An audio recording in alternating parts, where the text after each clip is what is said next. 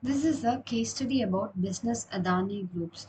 Will Adani Group replace Reliance Groups from number one? This is the case study that we are going to discuss that to the topic that is related to operations management and how Gautam Adani, the college of Dropat, moved to Mumbai at 18 with little money. Now, one of the richest Indian founder and chairman of Adani Group, over 60,000 employees, total assets $40 billion. This is the case study that we are going to look at. So, the next slide goes this way, that is forecasting. This case study is now related to forecasting. How demand forecasting happens. Demand forecasting is the process in which historical sales data is used to develop an estimate of an expected forecast of customer demand. To business, demand forecasting provides an estimate of the amount of goods and services that its customer will purchase in the foreseeable future. So here the foreseeable future means the particular area or particular domain with proper analytics, how Adani would have been forecasted, and being a dropout, he is being this successful these days. So need for demand forecasting. Why should we even forecast? What is the need? So only by forecasting we'll come to know the new facility planning. Apart from facility planning, we'll get to know production planning. Facility planning and production planning will not help us. So, in accordance with that, we should also do proper workforce scheduling and financial planning. Only then the demand forecasting that we have done will be a successful point of view.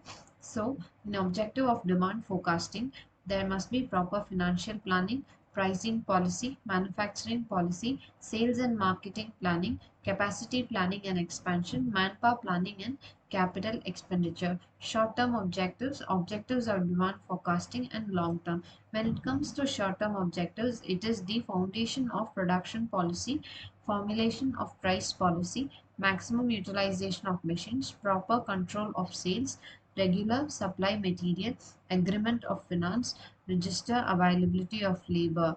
When it comes to long term, it is long term financial management, decision preparing of production, and labor requirement. What is the importance of demand forecasting? As I told you, the financial planning, there must be proper planning and foreseeing of the future. Only then the demand forecasting will be effective.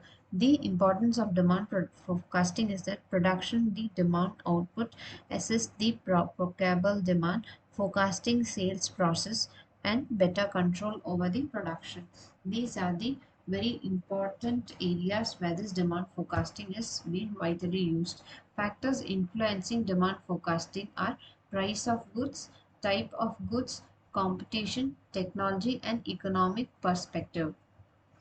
Six types of demand forecasting: passive demand forecasting, active demand forecasting. In passive demand forecasting, generally consider the simplest demand forecasting type, which is passive demand forecasting. Active demand forecasting utilizes market research and other external factors in order to predict the future customer demand. Short-term projections. Short-term demand forecasting only estimates customer demand for the upcoming 3 months to 1 year. Short-term demand forecasting applies real-time sales data. Long-term projections. Long-term demand forecasting predicts the next 1 year to 4 year of customer demands. Long-term forecasting is primarily based on market research and sales data. Internal business forecasting. Internal business forecasting helps business understand if their capacity planning is appropriate for anticipated customer demand. External major forecasting. External macro forecasting is an excellent supply chain management tool focusing on external factors that influence business operation. External macro forecasting identifies potential trend and how those trends may influence companies' objectives. So steps in demand forecasting. These are the steps that is being involved in demand forecasting. Methods of demand forecasting, that is quantitative and qualitative. This quantitative and qualitative methods we will see in detail in the further videos. These are the importance of qualitative and quantitative. When it comes to qualitative and quantitative, it will be a very deep and interesting session. Let us take it to the next video, and thank you so much for this video.